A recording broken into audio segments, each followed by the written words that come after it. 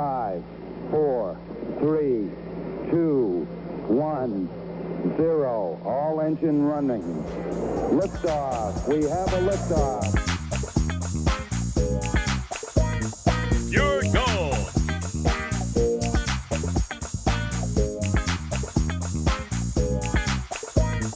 Get it out of my house.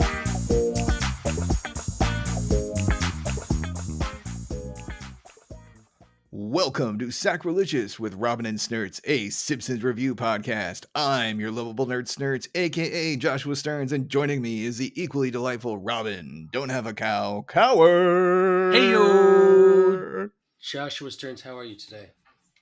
Yeah, I'm good. Rent's due, so wrote a big check. That's always fun. Telling me, brother. Yeah. Listen, I'll tell you, Josh, it's been hard, man. Really been hard. Been out of work for too long. I got sports teams here in the Atlanta. They're terrible. Yep. There's war and genocide everywhere. I think at least like one of those is worse than the other. Probably the war and genocide. I've got a ton of laundry to do. And then your job, and then your sports teams, because your sports teams have sucked for a while. You should be used to it by now. But it's like laundry that I can't dry. Like I have to dry it all on a drying rack. And those are so expensive and hard. Really tough, Josh. Yeah, it's so hard to come by. My drying rack has a special feature. It's also a workout bike, stationary bike. You can also hang laundry on it. It's multitasking, bro. Such a bachelor. But yeah. I would tell you, I'm great because I'm grateful for friends like you, buddy. I'm so excited to do this. Aww. Yeah. And folks, I'm just going to let you know, we had a lot of fun with our ad recording that we usually do before we record the main show. And so if you find the amount of ridiculousness overwhelming, underwhelming, just whelming. There's too much ads. Maybe let us know. Wacky. We especially wacky this time. Jeez, wacky. Huh? If it's too wacky, drop a fire emoji. If it's not wacky enough, do exclamation points. And please, for my soul, if you do skip the ads, just never tell me. Just don't tell me. nobody's like you can't fast forward. It's not like TiVo. Like it'll tell you when the ad's over, Josh. You gotta listen. Oh man, I listen to so many podcasts, and my ad skipping game is on fire. Well, but you know what? Our corporate brethren deserve the compensation for the work they've done, Josh. We are liberators of a small town of Springfield who does not have the marketing reach of our big towns like New York, Los Angeles, Chicago. You got a pope now. You think you're so special, Chicago. I don't know where that came from. Sorry, Chicago. Your pizza's okay. Hot dogs are great. Before we diverge too much further into the tangents of nothingness, if this is your first episode, minds, tangents of brilliant minds. Okay, I like your words better. Yeah, your words sound more like elegant. Like they're still stupid, but they're smart. They're so smart, but they're stupid. Like Homer there just now. Well, if this is your first episode of Sacrilicious with Robin and Snerts, here's how it works. One of us will pick an episode of The Simpsons to discuss. We go through the plot, provide questionable impressions, and point out our favorite bits. This time I picked from Season 7, Episode 10, The Simpsons 130th Episode Spectacular! Spectacular. Directed by Pound Foolish. Written by Pennywise. First air date of 12/3/1995. Robin, put on your Carmen Sandiego hat. Put on your Dick Tracy trench coat. What is wrong with those names for our director and writer? First off, Carmen Sandiego, shout out there, Josh. Loved it. Where in the world indeed is Carmen Sandiego?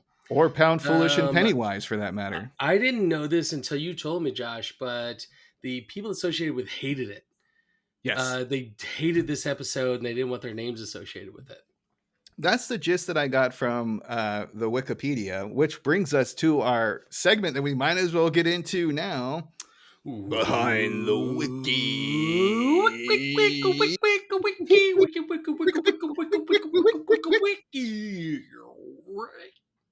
Yeah.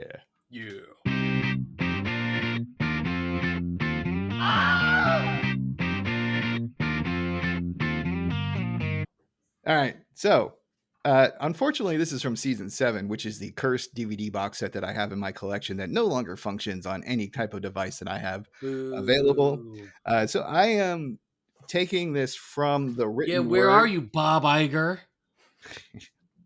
Look, I don't know where that came from, but sure. Yeah, Bob, fuck you. The crew is against a clip show, but guess what?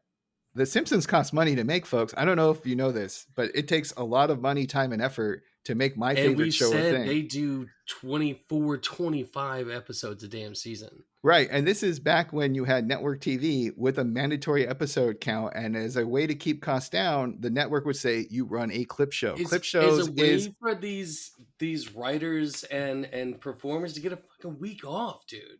that too.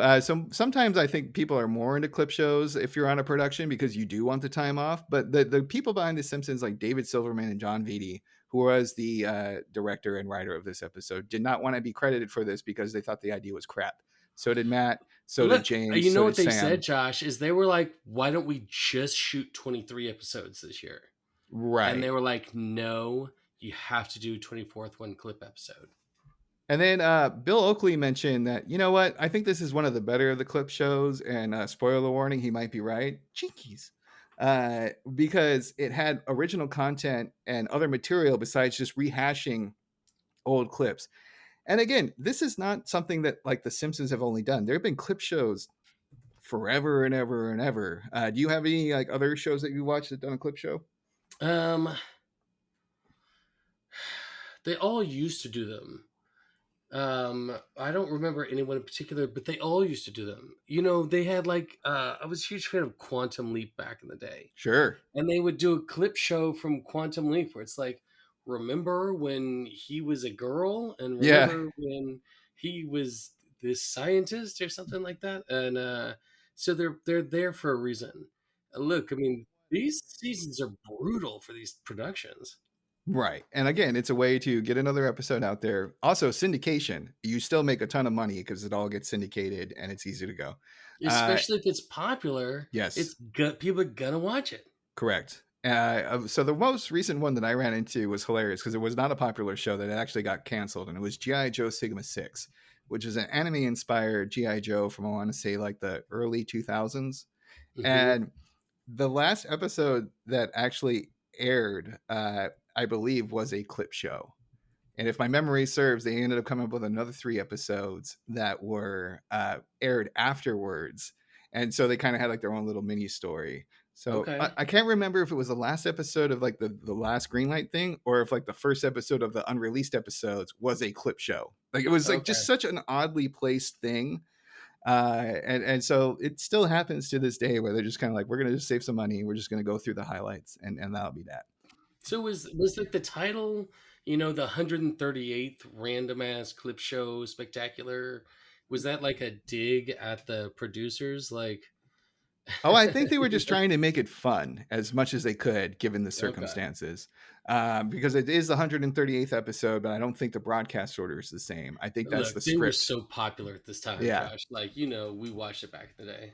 And I'll bring it up later, but David Silverman got offended at a joke as well because they kind of like did a little dig at the critique. One of the things I like about this episode, and this is kind of like why I find this Wikipedia section so interesting, is I actually like the behind the scenes stuff and how they're kind of poking fun of each other. But then you find out that some of these people have a little bit of a thin skin. So, for example, Sam Simon was originally no photo available when they brought him up in the episode. So he decided to draw his own picture that we'll go more into as we get into it. And then Matt Groening was depicted as a radical right-wing conservative who is an active gun user, a supporter of the NRA, which is a deliberate like subversion of the political stances of most of the staff they actually have. So we can get into this more, but like this little behind the wiki is interesting because in 1995 I would have been like what 13, maybe 14, and this actually. I really liked this episode because it kind of, I was a fan of the show. I was infatuated by it by then. Think of the age, people, like when you're around that age, anything that you really get into, you get into it. And here we are with a clip show that gives you behind the scenes, outtakes, trivia, And I didn't really know how much was satire, and a lot of it I kind of thought was true. And then when I got a little bit older, I was like, oh, I was a dumb, gullible kid.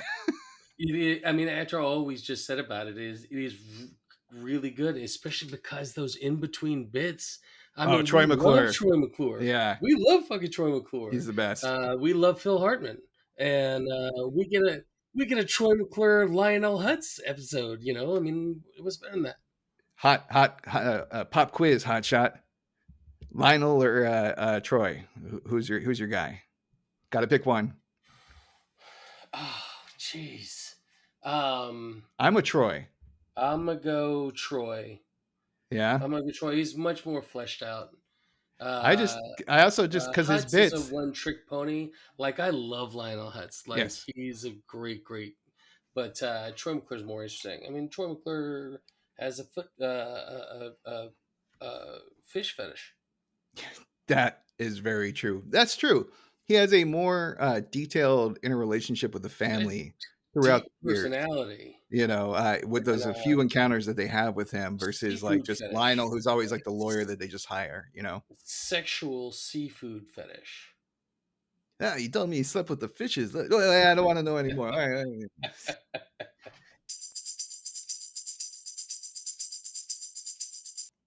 Hey, Josh, did you ever wonder what it would be like if Troy McClure taught the traffic school class instead of Wiggum?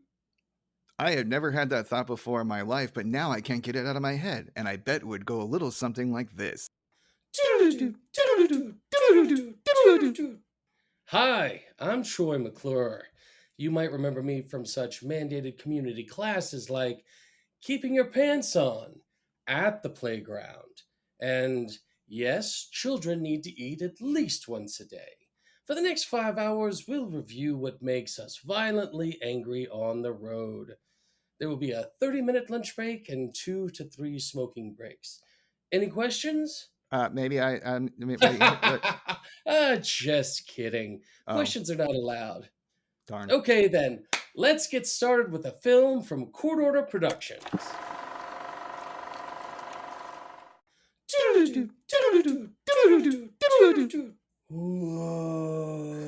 Mind blown.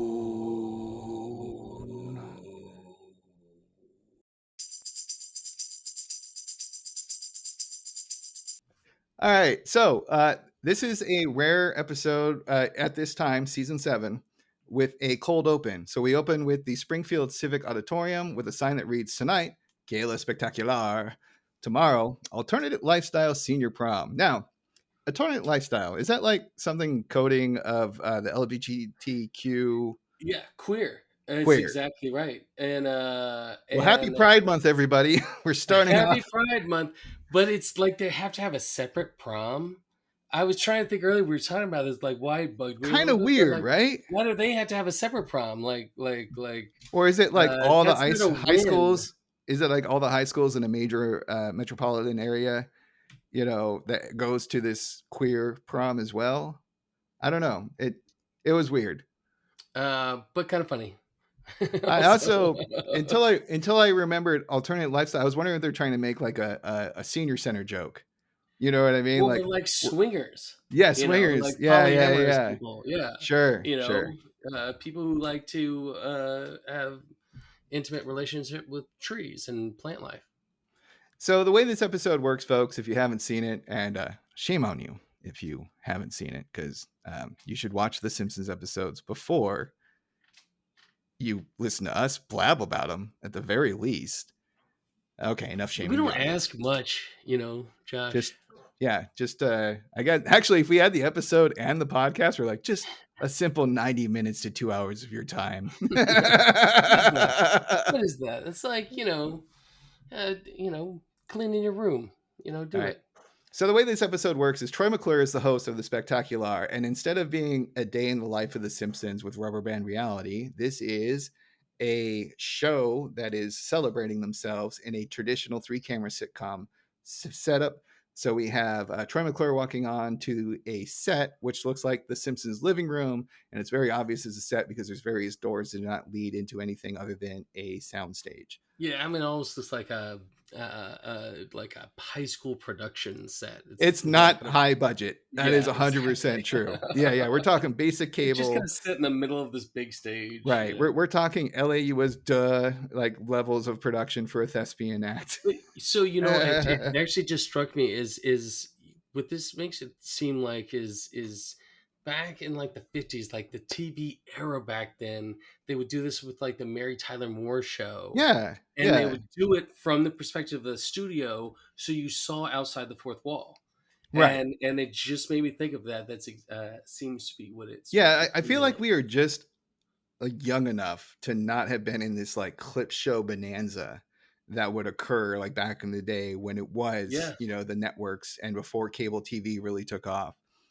Yeah, you think about it. I mean, like all of the shows, like I'm thinking like Ties. I would like, assume like I Love Lucy has a clip show. I wish I had done more Exactly. research, but like I'm just assuming like I Love Lucy has one. Happy Days.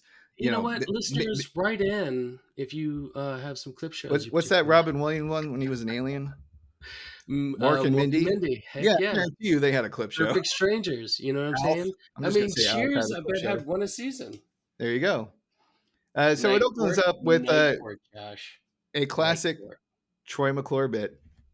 Hello, I'm Troy McClure. You may remember me from such Fox Network specials as Alien Nose Job and 5 Fabulous Weeks of the Chevy Chase Show. A classic Troy McClure. We love it. We love it. And these are great. I mean, the Alien Nose Job is spectacular. Also, folks are going to realize that I recently watched Speed because I'm going to repeat this. Pop quiz, hotshot. Do you think Chevy Chase is overrated like I do? So I love Chevy Chase. I love Chevy Chase. Cool. I love like Spies Like Me and a lot of Fletch, love Fletch. But the guy from all areas of his career have said that he's a fucking asshole. Nah.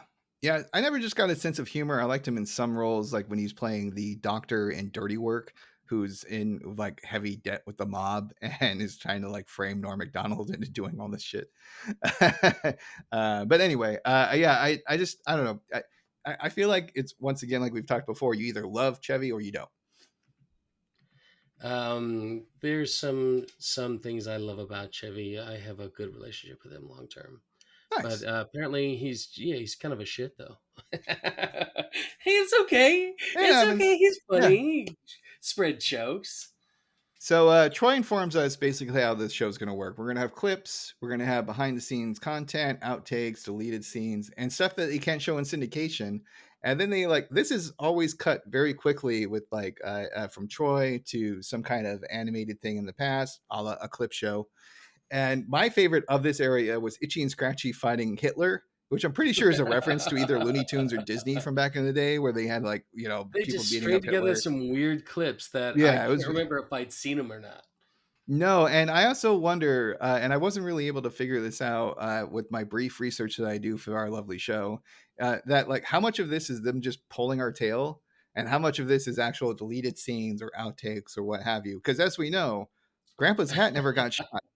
That's hilarious. I hadn't even thought of that. And I was thinking that, though, while I was watching it, because I was like, where was this? Like, why didn't it get in? Haven't I seen this before? So we cue the Simpsons intro banner that also says 138th episode spectacular, followed by a caption that says 23% new footage. Chef's kiss. Chef's kiss. And I also love the chalkboard gag because that's on fire as well. I will only do this once a year. Amazing.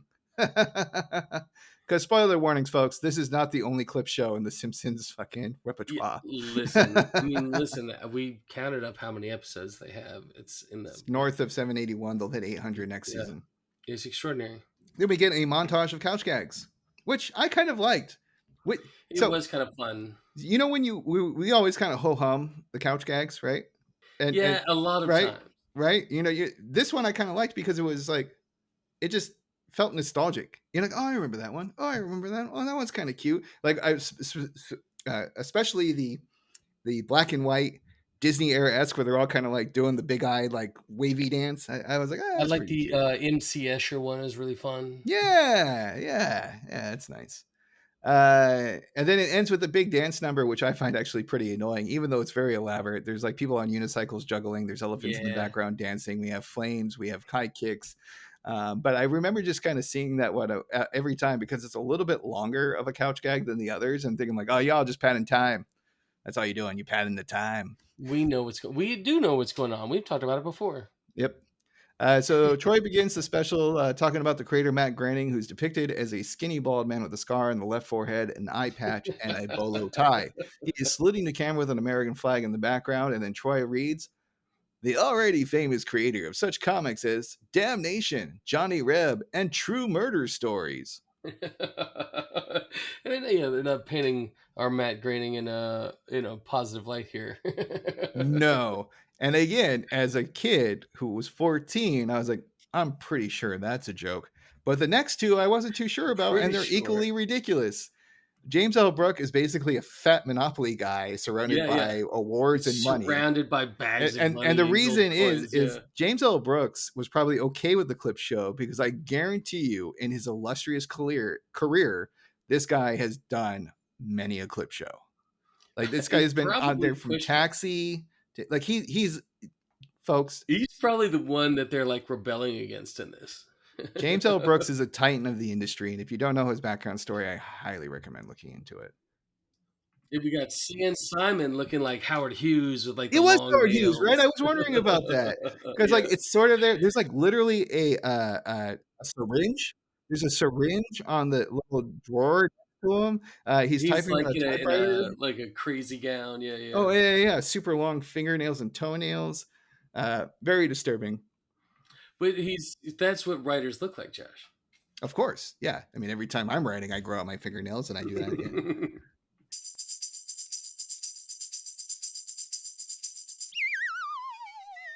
Hi, hey there. I'm Captain Wacky, and I do wacky things. Like like using lots of pigtails, hair ties for pigtails. Lots of pigtails and hair ties. That's wacky. Or how about this wacky thing? I wear 2 different shoes. They don't match. Damn, that's wacky. Or oh god. I wear underwear on the outside. I'm no superhero, so that's wacky, right? People like superhero. Do they like wacky? My favorite day of the week is Wacky Wednesday. Yeah, it's also my favorite Dr. Seuss book. Oh boy, boy, so wacky. Yeah, do you want to see all the wacky alive?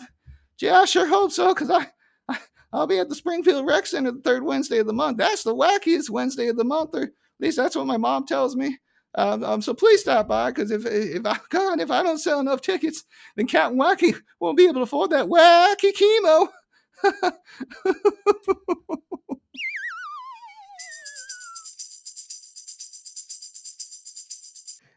So the first clip is of the Tracy Ullman Show, and as someone who did not see the Tracy Ullman Show as a child, because I would have been, check my notes, 5, 4.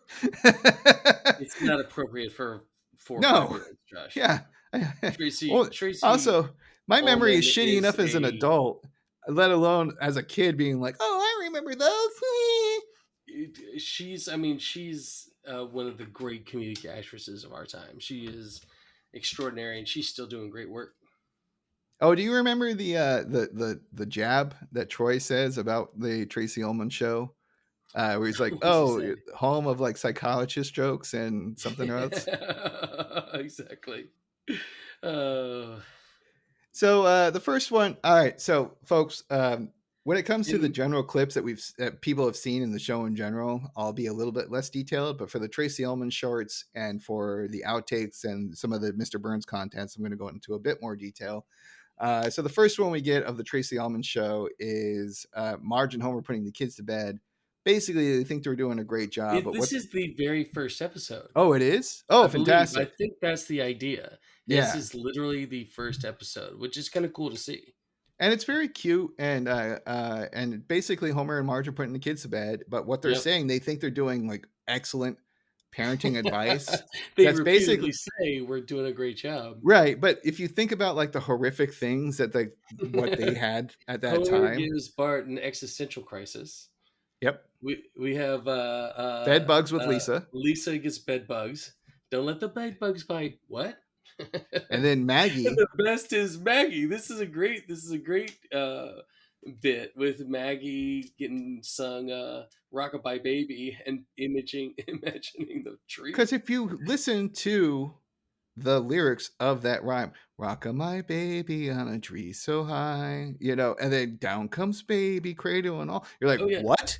What is happening? This is like when I discovered the Grimm fairy tales had like very dark endings, and like the ending of absolutely. Cinderella, the birds were pecking out the eyes of the stepsisters and stuff like that. Listen, there was like psychological training for kids back then because the world was a tough place. That's something I've been thinking about. It's a thesis I have. But then the joke hits so hard because it is kind of not a bombastic, like gut busting. I almost said butt busting episode, so maybe that's true too. but Troy, we go back to Troy, and he just has this like deadpan, wide eyed look, and he's like, "Oh, they haven't had changed a bit, have they?" Like, and this is how the rhythm of the show is going to work. We're going to have a clip, and then Troy kind of reacting in a very realistic, like, "This is awful" type of way. And I love it. I love it. I love it. I love it. I love it. All right. Next up, Bart stealing cookies. You got any comments on this one? The first time we see Maggie as who she truly is, Josh, A rat? because A snitch? now because but you see it's the perfect crime. Oh, a detective. So she Marge puts the cookies down, right? And Bart goes to grab one. She's like, "Nah, it's too hot." And he waits for her to leave, and he grabs one. And it's like his hand hurts. And Maggie comes up with her plan because she knows he's going to get him. So then she waits for him to eat a bunch, and he gets sick because he's eating like half. But then she stores the other half, And the and last she shot of the blames it cartoon. on Bart, fingers Bart. Right. But he only ate half the cookies. Where'd the other half the cookies go, Josh? It's in her goddamn onesie. She straight eyes the camera, eats a cookie, and winks. Cold as ice, Josh. Yeah. Cold as ice. And then we get Lisa and Maggie teaming up against Bart, which I'm always for. Fuck that kid. And they play a space patrol. Basically, Bart gets his head stuck in a vase, and Lisa breaks it open with a mallet. It's enjoyable. It's cute. It's very adorable. Yeah, It almost gave me like Rugrat vibes, like with the way it was animated and like how simplistic it was. Like, we're going on this adventure. Ooh, doo, doo, doo, doo. But the whole time, Lisa was playing Bart the whole time. So we see she early takes advantage of the situation to get back at her older brother, who we know gets on her case. Cut back to Troy and the soundstage. As wacky as those kids were, they were no match for Captain Wacky, later renamed Homer. I love this joke so much. This is fantastic. And Captain Wacky. The next short has Homer waking up everyone playing World War III. He's like, "Oh, the bombs are dropping. Get to the basement." First off, if Lisa wasn't scared out of a dead sleep, I am 99% sure she would have been like, "The basement won't save us." But this is the funny thing about it is this is one, like, I didn't get the first time I watched it, but basically the family doesn't know, and he's like, the world's going. The bombs are dropping. Go, run. Down in 18 seconds. He's like, that's not enough. If this were real, and they're all like in shock. And what are you, cold? That honestly probably was my favorite of the bunch, but I think my favorite was the next one, which is next. Bart, so go for it. Go. Bart, he's Homer's coming upstairs. He's like, "Hey Bart, it's your time for your once a week bath," which is nasty, and so he catches him in the closet. He hides and he's like, "Oops." And he tosses him in the tub, and he does this whole Jacques Cousteau bit in the tub, where he's like the submarine and exploring, and then this like little octopus attacks him. It's like a toy octopus, and he's like, and Homer's like, "What's going on?" And he opens it. Of course, there's a flood of water out because Bart the miscreant is like, flooded the bathroom now. And this is a joke that they would repeat in the past, where like Bart gets an A or gets an F. It's one of those ones where he goes to the smart school all of a sudden, and then like he gets a chemical bath and an explosion that occurs, and he has to have a bath, and it ends up spilling out over. I may be misremembering a little bit, but I feel like this theme of like Bart taking a bath, and then Oh yeah, something explosive happens, and then he's running around with a 10-year-old little boy butt is taking hanging a out. bath. Yeah, yeah, Yeah, exactly. so we got after that back to Troy. Maybe the drawings were a little crude, but all the characters were there: Itchy and Scratchy, Grandpa Simpson, and Krusty the Clown. Now, you That's can't fun know animation there. this as an audio medium with the podcast, but they were basically child drawings, and like kindergarten child drawings. And this is what pissed David Silverman off, because he's like, he believes in the quality of his work. He wants to present the best thing forward. And he was literally saying, like, we literally didn't have time to make the animation any better. It's like fucking chicken scratch on fucking scrap paper. So Troy announces that they're going on a break. After proving the content to come, the applause signs come back on. I don't think I mentioned the applause signs before. But he walks just off set, sighs, and lights a cigarette. So I don't think Troy is enjoying this endeavor. No, it's like, but he's a consummate professional. He's on stage, he's doing his thing, but as soon as it breaks, he's like, "Fuck this!" He's like, I haven't experienced like, that kind of sigh with a cigarette since I was working retail and hanging out with the smokers who got to have more breaks than I did. It's true. It's true. But then we get some trivia. So before the ad break, we get this whole new splash page, which has like a little hidden thing. It's a very lovely splash page. Yeah. And it goes, in the opening credits, what does the cash register say when Maggie is scanned? And it's like, we're gonna give you the answer when we return.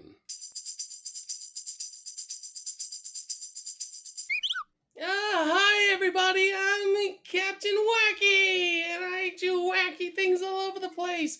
Hats, who wears hats? I wear cats. Sometimes I wear spaghetti with meatballs. Ha ha ha! And this, I do the show for you with my family and my dad. He's a ghost, and there's a talking ferret named Hooka Booka Dookie, and a dirty mop who sings opera, wacky house, bow, bow, and pictures on all the furniture, and you sit on them, you sit on faces. I use the bed as a toilet, and I do my poo-poos and pee-pees, and sleep on the roof in a lady's nightgown and wig. Wacky, wacky, wacky. So come down, see us, Captain Wacky, on National Local TV UHF. It's in my neighbor's backyard, actually, because he's cool and he lets me eat plants and things. Wacky!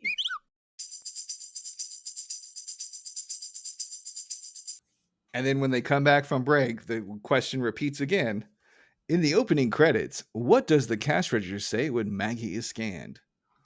The cash register says NRA forever. Just one of the hundreds of radical right-wing messages inserted to every show by creator Matt Groening. I mean, it's phenomenal. I'm pretty sure Matt so gave good. his green light on this because loved it or wrote it, because I don't know if he wrote it, but I think he would have been a good enough sport to be like, well, with my many, many mansions and billions of dollars. I don't know if he's a billionaire. I'm making that up. But like, yeah, he's like, yeah, if you're the boss, you got to be able to take a couple shots every once in a while, right? Absolutely, and we've always found that he has a sense of humor about himself. Absolutely. And the mailbag portion is up next, and this is how they basically deal with the clips, right? This is the area of supposedly scenes we've all seen before. And what they do is they basically have 3 or 4, or I guess it's 3 letters. I don't think it's 4. 3 letters written by various people. Now, I know you really like the letters themselves. I also did as well, and I have them all quoted up here. So remind me, do you want to take Professor Lawrence Pierce of the University of Chicago? So the first one, he's like, we're going to read out these letters. He said the first one is from Professor Lawrence of the University of Chicago, writes, I think Homer gets stupider every year. That's not a question, Professor, but we'll let the viewers judge for themselves. And it is a bunch of Harvard writers taking a dig at the University of Chicago. It's like a petty, college rivalry. University of Chicago is one of the top intellectual institutions in the United States, as of course is Harvard, and it's just a cheap shot. I love. It's very silly. So for the following section, folks, because these are clips that you can see in actual episodes of The Simpsons that we have either covered or hope to cover in the future, we're going to keep it brief and only provide our favorites. So for me, it's the Flintstones parody. Simpson, Homer Simpson, he's Simpson. the greatest guy in history from the town of Springfield. Rock. Yep. He's about to hit a chestnut tree. And there's a Schwartzwelder joke in there because he hits the tree, but then like 3 seconds later, his body goes flying out the front window. Classic cartoons. The animation that bit is great. I love when he it's so good. Slides down the cooling tower. It's amazing. It smashes through his car window to get in yes, the car. Yes. The runner-up is the shinning, just because It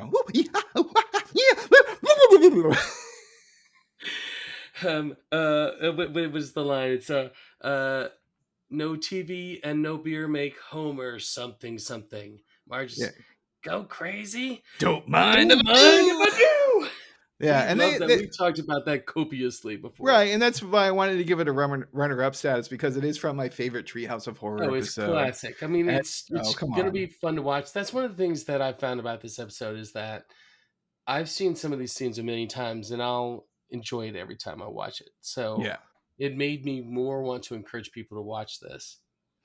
Well, next up on the mailbag is Dr. Linus Irving of the Slow and Kettering. I'm sorry, I have to back you up a minute. Oh, did I not let you do your favorite bit? Oh, shame on me. Where's that gal from Game of Thrones? Shame. Robin, hit me with your favorite spot. My favorite bit was the first one that they do after that break. And it is Homer walking with Bart up to a theater, a movie ticket office. And he goes, hello, my name is Mr. Burns. I believe you have a letter for me. The ticket guy goes, okay, Mr. Burns, what's your first name? Homer goes, I don't know. Yeah, and that is the episode where Homer wrote a really damning, threatening letter to Mr. Burns after being offered some kind of money and whatnot. And so it totally derailed those kind of negotiations. But it is a classic Homer because he's doing that voice, being like, I'm not doing anything on these slippery rocks. We talked about a bunch. He's like, this is your mother, Montel. Yeah. 100%. I am so sorry for not allowing you to have your favorite. So why don't you take the wheel? Do you want to do the next letter, or should I take it?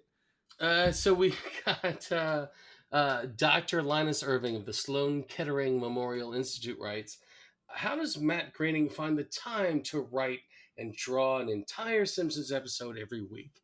For the answer to this, we went straight to the source. Get out of my office! Of course, what Matt meant to say, according to his attorneys, is that he couldn't possibly do it alone. Basically, Matt taking tequila shots and yelling, get out of my office, while firing several revolver shots. One-eyed. It is amazing. Grizzled man. And I also love how Troy comes back. Of course, what Matt meant to say, according to his attorneys, is that he couldn't possibly done it alone, and he insisted that we make time to acknowledge the hard work of everyone who makes The Simpsons possible.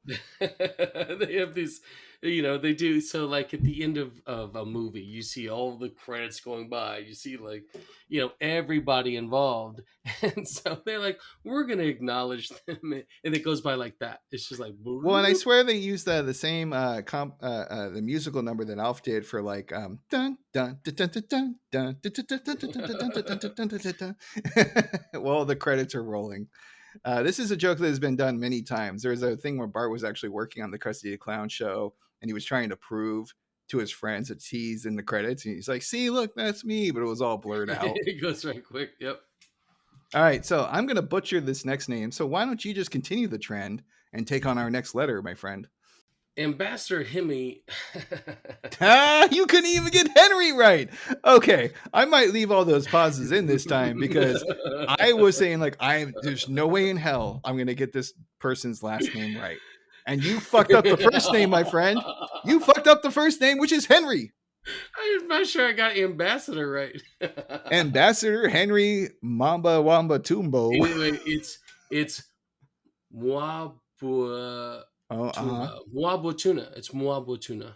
The point is, he's from the Ivory Coast and writes, "What is the real deal with Mr. Burns' assistant Smithers?" You know what I'm talking about. What I'm talking about. So what? Before I just like wax on and cut you off and not let you have your fun in the sun, give me your favorite spot. I like because these are all Smithers loving on Burns, and I love the one where Burns is like, people like dogs, Mr. Burns. He's like, nonsense. Dogs are idiots. Think about it, Smithers. If I came into your house and started sniffing at your crotch and slobbering all over your face, what would you say? Smithers goes, if you did it, sir. Burns sexual. He's a Burns. He got one flavor. Yeah, and if you haven't picked it up, this is how they're basically hinting at that Smithers is gay without outright saying it, to give away the joke. My favorite was during the Malibu Stacy episode where Lisa and the actual creator of Malibu Stacy team up to make a competitive doll, which we should do that's an amazing episode, Robin. We should really do that one soon. Absolutely. But my favorite joke is when Smithers turns on his computer, there's a like very poorly pixelated animated. Yeah. No, it's 1995. This is pixelated as shit. Yep. And it has a naked Mr. Burns going, "Hello, Smithers. You're quite good at turning me on." And he kind of looks at Lisa and he's like, "Yeah, you should probably ignore that." Hello, Smithers. You're quite good at turning me on. Another fun fact that was from the wiki that I will share now. They had that classic scene where Burns flies in through the window and Mr. Smithers is there. They had to reanimate that scene because it was originally like described as a knee to the network, but they thought it was an erection instead. So because there was a little bit of a bump in the sheets that Smithers had over his body, and they thought that like the Simpsons people were like, I mean, trying to sneak one in, right, and but they're like, no, like it's knees. So either Smithers has a lower region that is the size of two male knees. Hey, look, I'll let you fill in the blanks. I also like how we get back to Troy and he's like, "As you can see, the real deal with Waylon Smithers is that he's Mr. Burns' assistant. He's in his early 40s, is unmarried, and currently resides in Springfield." I mean, it's just a coy joke, kind of overlooking his sexuality. Like, what are you talking about? Because he starts it before we go to the clips, and he's like, "We know what you're talking about. We know exactly what you're talking about." And he comes back and he spews some nonsense. So I got a random question that we didn't go over before, and if you do not want to answer this, I will totally be okay. Would you give Waylon Smithers a chance, considering he's in his early 40s, is unmarried, and has a good job? Hell yeah. Look, fantastic. I mean, he's fit. Oh, yeah. And outside of work, he gets crazy. But here's the thing, Josh, is I like men that love me. I'll love. That's what I was getting at. Me. Right. And he only loves one person, Josh. Correct. You don't think you can break him of the Burns sexuality? Yeah, exactly. Never. Yeah. All right. I'll shed a tear for Waylon. Oh, if only he knew you instead of Burns. I know him. I love fanfic, Josh. So now we get another ad trivia break, and it starts off with, which popular Simpsons characters have died in the past year?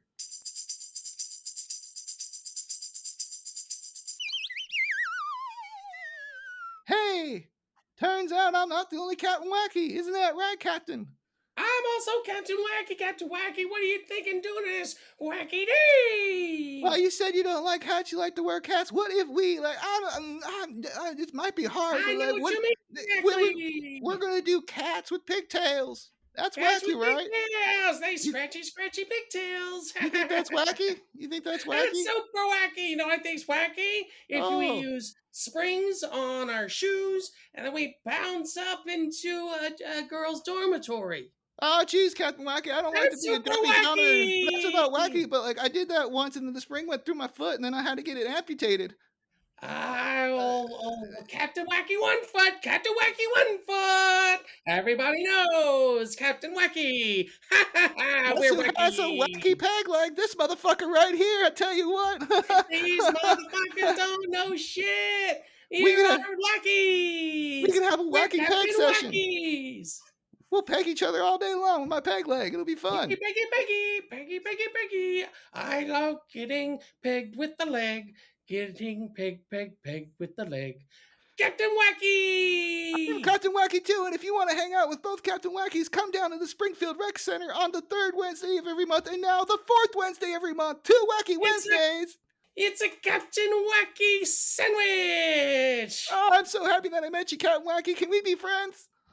Hell no, Captain Wacky! We're enemies till we die. Our families never got along, and we love the same woman because we're super wacky.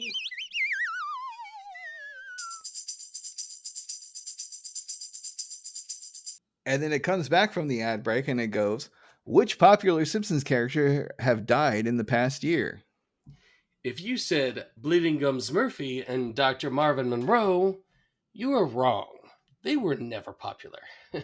So this is my little moment of, oh, you're fucking with me as a child.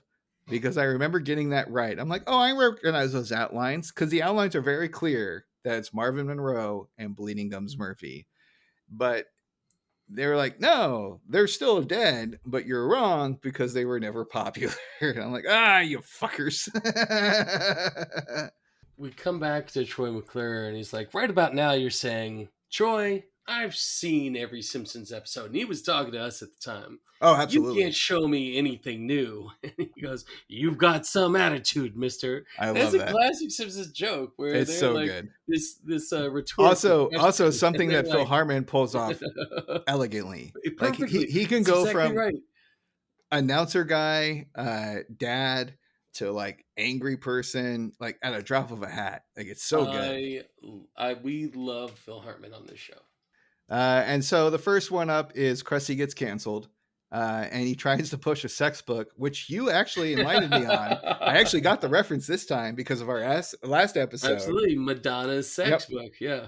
And My I also mom got it. I think we may have talked about this before. Yeah, no, we did. We But did talk about it gift to before. my Your mom mom. got your gift. Yep, Just makes me think absolutely. they've referenced this at least once before.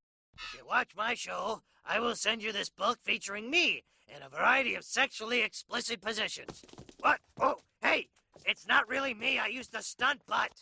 So moving on, we got next is $sign Springfield, and this is a legit rip off of a James Bond movie where Homer is dealing blackjack at the casino that Burns was allowed to do. This is the one where Marge gets addicted to gambling. Mhm. And we literally have Emilio Largo at the table with Jaws and Aja being like the henchmen in the background. And Homer is dealing, no, I think it's James Bond in this one.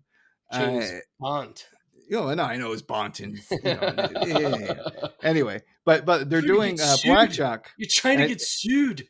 And it's a deck, and he's like, what was the first one? Joker. Oh, you're supposed to take this out of the deck. And the next is like, rules for a straight and draw poker. He's like, oh, sorry, I shouldn't have done that. He's like, well, Mr. Bond, you lost. He's like, no, it wasn't me. It was Homer. I can see why that was cut. You remember, like, you would play cards with your friends, and you like somebody would leave the Joker, and they're like, God damn it. It's a solid Bond bit, but I don't know if it fit in the episode And it's or if it was classic needed. Homer, too. It's classic Homer, too, because... Well, because the funny thing is, like, the actual casino would have given them a deck of cards. Oh, exactly. That didn't have, that's the though, ineptitude of Homer. that's what's so much fun. He overcomes the sense of the whole thing. He somehow gets them back in there. because he's a big lovable dog, he's like, well, I went to the Rite Aid and I bought myself a new deck of fucking 52. These And are old cards. yeah, these are old cards. I got you fresh ones, type of deal.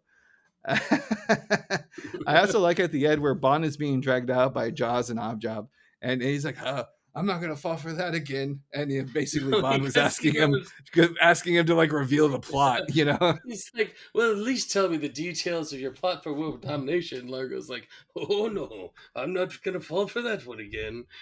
And a side tangent, I just watched A View to Kill recently, and we were talking about Bond that before fans. the show. That's exactly what I was gonna say. That is the most ridiculous blonde. I was doing a Christopher Walken is blonde, so maybe that's a slip. But it is the most ridiculous plot ever. And I'm not going to go into it, but I will recommend How Did This Get Made and watch or listen to that podcast about that movie, and you will find some pleasant surprise. I don't want to derail us any further. Grace Jones is in that. Oh, Grace Jones is amazing. She's one of my favorite icons out there. Next up, we have something we actually covered on our show, Mother Simpson. We get some outtakes there. So, Robin, you remember the care package she got, yeah, right? Exactly. Like, when she comes back into Homer's life, she's like, I was sending you all these care packages every week. And he gets them from the mail, from the post office. And he's at the table and he's like chowing on these snacks. And space sticks. But the line that I cut you off, but the line that we both like is Mona with like, Homer, please, you don't have to wolf down that 25-year-old candy just to make me happy. But it won't make you unhappy, right? Because Homer, he'll eat. Do you remember the 6-foot sub, Josh? Oh yeah. March, I want to be alone with the sub for a minute. Are you going to eat the sub? Yes, I am. So I okay. Random. We're doing our own clip show at this point, Josh. Well, and now here's a clip show of when Lisa drank the water from the Busch Gardens scene, and she started tripping out. I was like, I am the Lizard Queen. It's a great scene, right? I'm pretty sure that's the same episode with Homer and the sandwich. So I wonder who would win in a fight if Lisa and Homer had to fight each other, both within their intoxicated state. Definitely Lisa. Next outtake, Homer's in hell because he sold his soul for a donut. Classic. What's that? I think that's Horrors number 2. It's one of the Treehouse of Horrors. Yeah, 2 or 3. It's early. Yeah, but basically Homer, we have various visual gags, right? Homer with some bowling balls and an IOU for his brain, apparently. It's great. Bart like teasing Satan. Bart teasing Satan though. Like we right? say Go nuts. Stuff. What you got? We had another Lionel Hutz in that one. Is at the end when they're like, Your Honor, we find that Homer Simpson's soul is Marge Simpson's. Everyone's like, yeah. And Hutz is like, well, we didn't win. Here's your pizza. And Marge is like, but we did win. And he's like, that's okay. The box is empty. And it cuts to our soundstage with Troy. And this dude is asleep on the couch. And he's being poked with a stick. And this is probably my favorite thing ever. I know you love this. I have the clip ready to go, but I'm going to do the classic Sacrilicious with Robin and Snerts. He's curled up on the couch. Classic Sacrilicious with Robin and Snerts, where I do the line and then I play a clip of the line. If that's what they cut out, what they leave in must be pure gold. It's like so it's the fucking most hard insincere. Trying to make it. Insincere. Oh my God. If that's what they cut out, what they leave in must be pure gold. Let's watch some more of those fabulous Simpsons outtakes. I don't know how Phil Hartman makes his voice sound like enough, like just fake. Like just, we all have those voices. Like sometimes you answer the phone, you're like, Robin Coward, how can I help you? You know what I mean? Right? Like, because we all have like our own like modes. Like snap into a mode. Like when I open with, welcome to Sacrilicious with Robin and Snerts. Like you just have certain things that you log into, and that's why Phil was a genius, because he can make that shit happen for a comedy angle. So the next outtake is, we got a poo sting with the Simpsons. Sounds crazy, but it happened. This is when he and Julia kicked him out, right? Probably, or he lost his job at the Quickie Mart because it's who It's needs Quickie the Mart. Quickie Mart? This I is don't the need who the needs. Quickie Okay, Mart. Here's what I think to you. I got Type it. of thing. I'm following now. That was a great episode. That's a great episode. They end up showing some like Bollywood videos I basically, and Homer says the very do. racist thing of like, it's funny because it's not my people, or whatever the fuck he says. No, he's like they have funny clothes. Everybody laughing. It's a fit. This is the problem with the poo. Is this scene is why they made that documentary, and they left it in though. This is one that made it through, um, in some episodes. I want to hold our Apu discussion before a little bit later, like when we were a little bit more sober and can have a more intellectual bend on it. But I will say, for this bit, I have watched some Bollywood with my dad. May he Hmm. rest in peace. And he loves the mix of random dancing with random action with over the top The acting. music is great. No, it's amazing. Like it's Yeah, in literally this like episode, I mean, like in this, like the music they do is awesome. right. Is And that Elf? I don't know if it was Alf or not for that, but I wonder if he. I just find it interesting because like Bollywood has some bangers Yeah. and they really have come into their own as like their own style of Hollywood with their Oh yeah. dancing and whatnot and the colors and the action.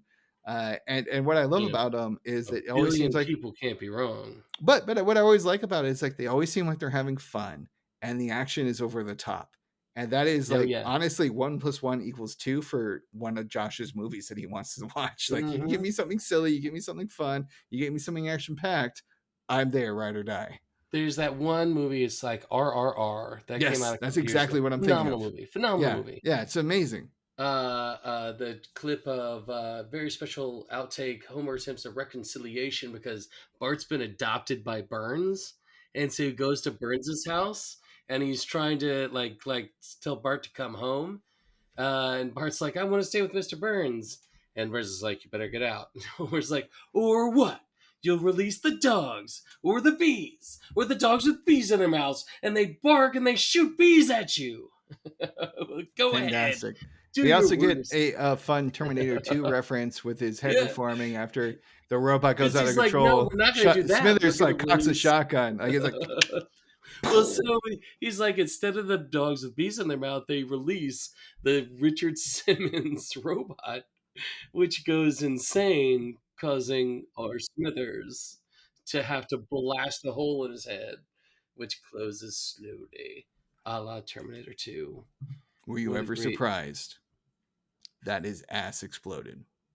And that was the downfall. And then Richard Simmons' ass explodes. It's hilarious.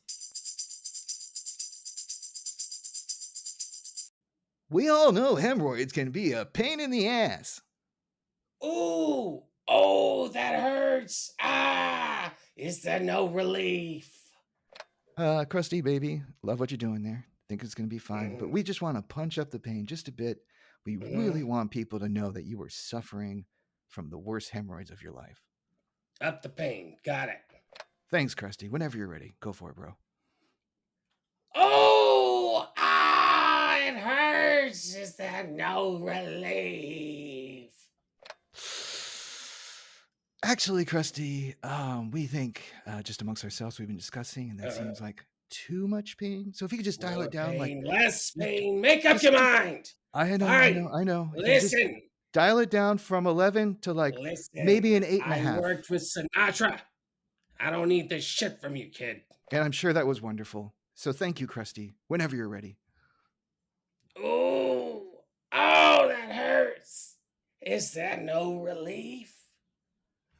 Perfection. We have made art here today, Krusty. That's what I We did the have made first Krusty. time. I know. Amateurs. Jeannie, give me a cigarette. Now we go into the Who Shot Mr. Burns content. And folks, if you're still with us now and you're like, God, I can't wait for these idiots to talk about more Mr. Burns. Well, you're in luck. We've been so Burns heavy, Josh. Well, this past summer, all of America was trying to solve the mystery of who shot Mr. Burns. Then they found it was the baby. This felt like pretty quick after that episode that they're doing this heavy It's the last third of the show, third act here, and we just had season 7, episode 1, and this is like 16 or something. No, it'll be Was no. second This half is of like that. close to the end, isn't it? We were at Things. episode 8. You're right. No, sorry, 10. Yeah, no, that's about halfway through the season. You're right. Yeah. So this is fresh on the heels. And so they jump back in, but we have all of the alternate endings. So we talked about this, but when they shot it, and again, like they didn't even end up giving somebody like a spot on the show. Like they did all of this work. They shot 5 different people shooting Mr. Burns with they various shot an alternate guns. ending. They did all of the production, knowing that they were never going to use it. That's a lot of money they spent on that, Josh, for this. And like. Well, isn't that why it's only like 23% new content? Yeah, right. He was like, "Nah, I'm good." Yeah, so we get the past summer of All America Was Trying to Solve the Mystery, as I said before, and they do literally show like what Tito Fuente, Mo, Barney, everybody in the episode, like just anybody, and they have different guns too. So yeah. Apu has his own gun. He's got like an automatic pistol. It's like, but the only one that they drag out is Smithers, and they basically show that like he shot him. And I love how Burns goes, "At the last moment, Smithers, drunk as a lemur." Just gonna let that pause for a minute. Drunk as a lemur. How many drunk lemurs has Mr. Burns seen? Everybody knows that. And how many of those drunk lemurs lurched out of the shadows of darkness and fired? And then Smithers like, that's right. Right before I shot Jack. I was busy last night. No, shooting all these old men. Yeah, no, that's right. Shooting all these old men. And also, apparently, Smithers just gets a reduction in salary, even though his like handcuffs are on. That's the ultimate, right? It just kind of cracks me up. He says, because Smithers is also like, no, right? He's like, you get 5% pay cut. He's like, no, it's like you're supposed to like get like gas chamber. He's like, no, 5%. But he doesn't make any money. He like basically works for free. He like sells blood for money. And then we wrap up with Troy's most amazing comments about the show in general. Yes, the Simpsons have come a long way since an old drunk made humans out of his rabbit characters to pay off his gambling debts. Who knows what adventures they'll have between now and the time the show becomes unprofitable. I love how he ends with, "I'm Troy McClure, and I'll leave you with what we all came here to see. Hardcore nudity." And it's just butts. It's just all of so the many butts. Homer and 7 seasons worth of butts. Maggie's butt. Yeah. It's butts are funny. Like one of the things that we talked about with this show is they're not afraid to do just a simple joke. Butts are funny, Josh. Also, what music was playing?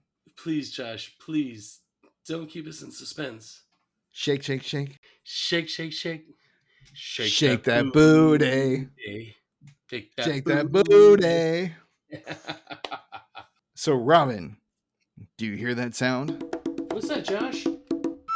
Well, you know what time it is. It's the Krusty Brand Seal of Approval. Oh, yeah. Oh, yeah. As the person who picked this episode, I will go into my final thoughts. And if you heard the Jinkies hint at the beginning of the episode and you were like, Jinkies. "Oh, that Bill Oakley is a smart motherfucker," you're right, because I agree with him. This is a good clip show. If you are being forced to do something you do not like by your employer, fucking news alert. Most people are. But they made the best of it. And I think adding the outtakes, the deleted scenes, and the Troy McClure bits in between was just the perfect combination. We have the Tracy Ullman shorts, which I didn't really see as a, again, 13, 14-year-old until this episode came out. And I was like, holy shit, like, that's kind of cool to learn the background. Mm-hmm. To figure out that I shouldn't believe everything I see on TV because maybe Matt Groening isn't a eye-patched right-wing individual who does tequila shots with lime and salt and a revolver. Maybe I should figure some shit out on my own. And I also find interesting after we've gone through this process of our podcast that these individuals kind of got a little butthurt depending on the joke, right? Yeah, I mean, I So, think they became insular, and so when these, how these things well, can go like around, David Silverman specifically is like, oh, hey, they were cruelly drawn because I didn't have enough time to do a better job. I'm like, David, yeah. we weren't attacking you. We're like, hey, man, like, we get it. Like, it was early time. It's Look, the early. idea of this episode is like this is what started it. It worked. Like it was It brilliant. was fucking amazing. I thought it was funny. That's the whole point, and he gets butthurt over it. Like, I think that they've just been kind of. And I also in hope the that it's universe something for that too is long just at was this like point. in the moment and not Yeah. like long lasting. I don't know David personally. He does a flaming tuba. He goes to Burning Man. That's all I know. Wait, I want to do that. Well, we can have some fun later. But my point being, with the Seth campaigning humor, especially with Matt Groening, and I don't remember Matt having like posts about it, but maybe he did. I thought this was actually a pretty decent experience. And again, this is because I was a child when this came out. I am very curious if people are on the younger side of things and they watch this episode and they're like, well, this is just a bunch of bullshit. But for me, it was my favorite show disguising themselves with some like trivia and behind the scenes nonsense along with a clip show. And Troy that's why McClure. I'm giving it a 4 out of 5. And this is probably my favorite clip show of the bunch. Because again, I was so young and it just hit me hard. I was like, whoa, what? Wait, does Matt Groening want NRA forever? It's. You I know? mean, it's a solid score for it because I agree with a lot of what you said. The honest truth is, when I saw that you had this on there, I was like, why the hell are we doing a clip show? Like I'd seen it recently and I hadn't really like reacted to it, and so I was like, oh man, and we just did the Who Shot Mr. Burns, And Mother I Simpson. watched it, and it's great. Like this is a really really fun episode. Troy McClure and He kills it, man. Is just one of our favorite characters of all time, and I know the directors hated it, but I ended up loving it. And I don't know if you ever read the comics of Life in Hell, which is Matt Groening's comics that this was came from. Life is Hell. Oh yeah, it's Life is Hell, and I should read the gift that Steve Amamoto gave me, where he gave me an original run of the Life of Hell things for one of my birthdays because he's such a kind man. And I read it before they were on the Tracy Ullman show, so I got to go from Life is Hell, loved Matt Groening, and I didn't watch Tracy Ullman. Like I didn't really like respond to that. It was when they cleaned it up that I really got invested. But I saw it, and I saw what he was doing, and I appreciated it. And yeah, who because knew you who was now? like, do you actually remember seeing the Tracy Ullman shorts back in the day? Absolutely. Yeah. Yeah. So I love the bits they do about, especially Matt Groening, as we talked about. The hardcore right wing, Get kind out of of my radical. office. And the fact is that these are a bunch of like New England leftists, that are kind of making fun of the world that's going more. Little did they know where we'd end up in 2025, Josh. Whew. But this is the first time they ever said Matt Groening's name. What? Ever. For me, it was like, oh, Matt Groening, it rhymes with raining. I'm good. This is the first time they ever talked about him this much on an episode, and he let himself be skewered, and it's hilarious. And I give Matt respect for being the person who has opinions but willing to let them go.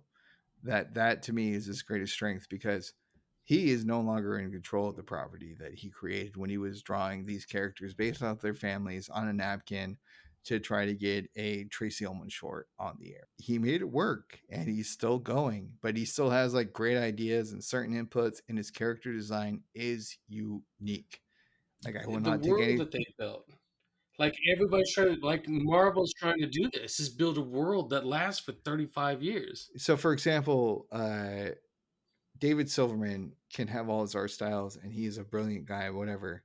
But there's something about the original creation of those characters in that life, in that joke that Troy McClure has about, oh, those humans out of rabbit characters to pay off his gambling debts. You know, that's, I think, what we're getting at, because like I feel He's like a he can't. degenerate in this episode. Well, no, and to get more into Gambler, the philosophy right of The wing. Simpsons, like I think he's like the spark, but also the collaborator who's able to make all the things happen. Because Yeah. let's be honest, The Simpsons wouldn't be The Simpsons without, our favorite people, the voice actors, the writers, the artists, Oh yeah.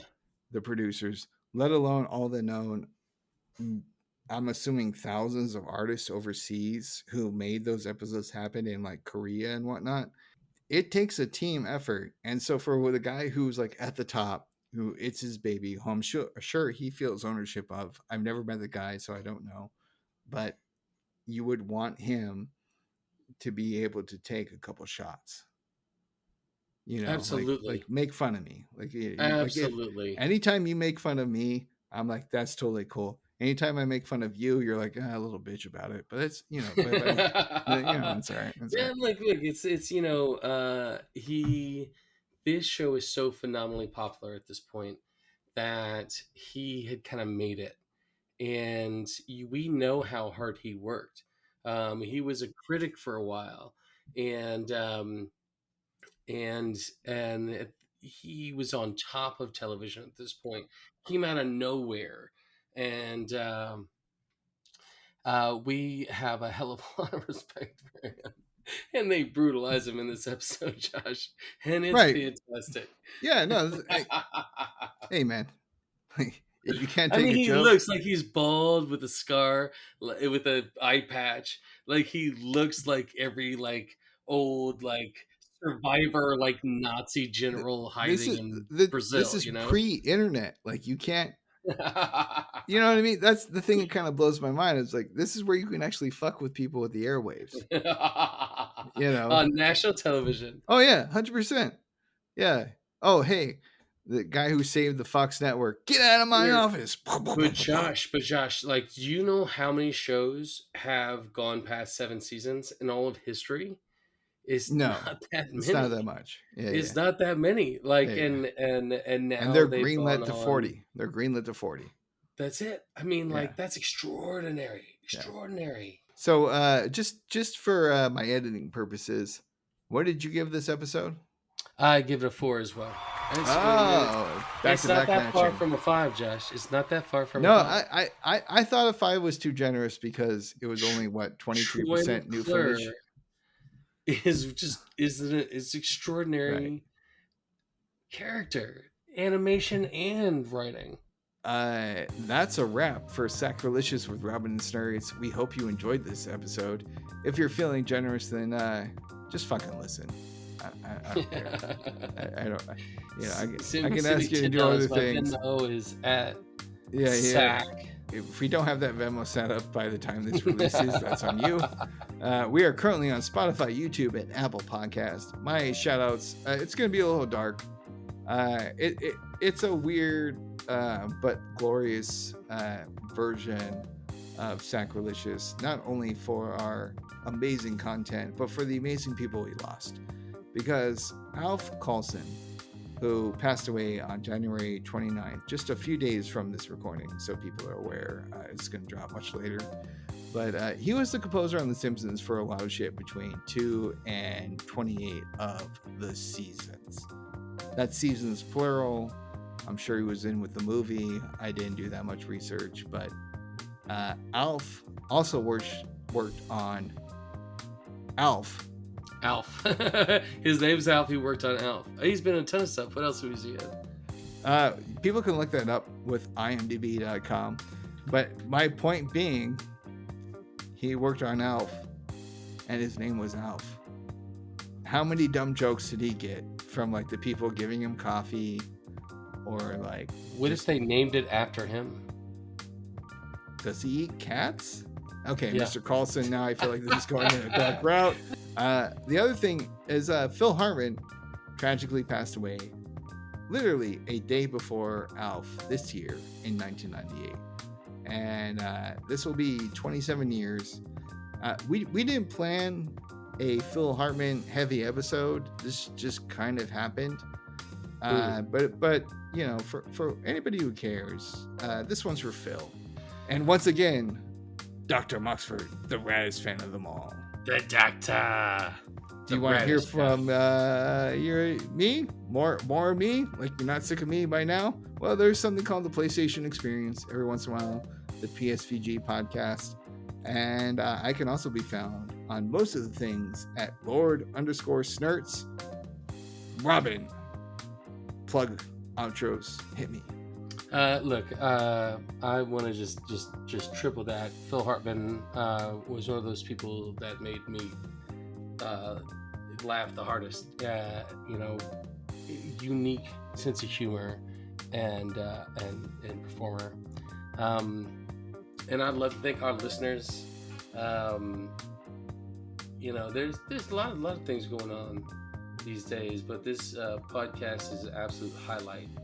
Every other week, and I'm so proud of it, and I'm thrilled to share it with our tens of followers, and enjoy it every time. Josh, I like your optimism of tens of followers. Dozens? Is dozens more fair? We're gonna go with that. Okay, wait. Are we talking about multitudes, Josh? how many times I listened to our episode on Spotify? So it equals dozens? Or are we just talking about? I don't know, like you wanted me to be running like a server in the background. You could have told me. I'd get our numbers up. Sheesh. Oh, challenge accepted, buddy. Yeah.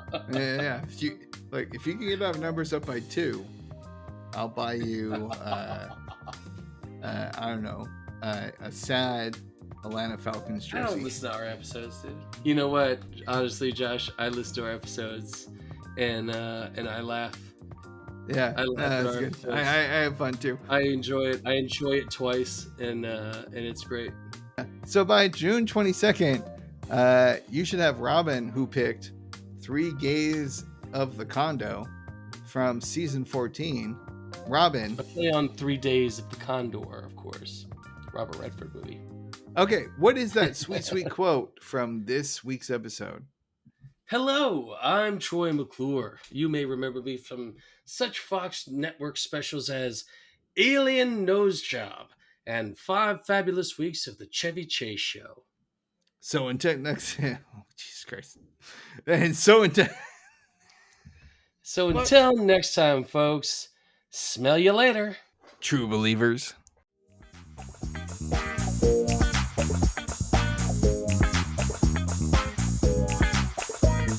Your goal.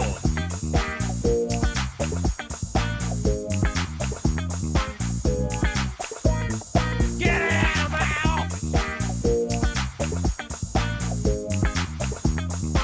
Tranquility Base here. The Eagle has landed.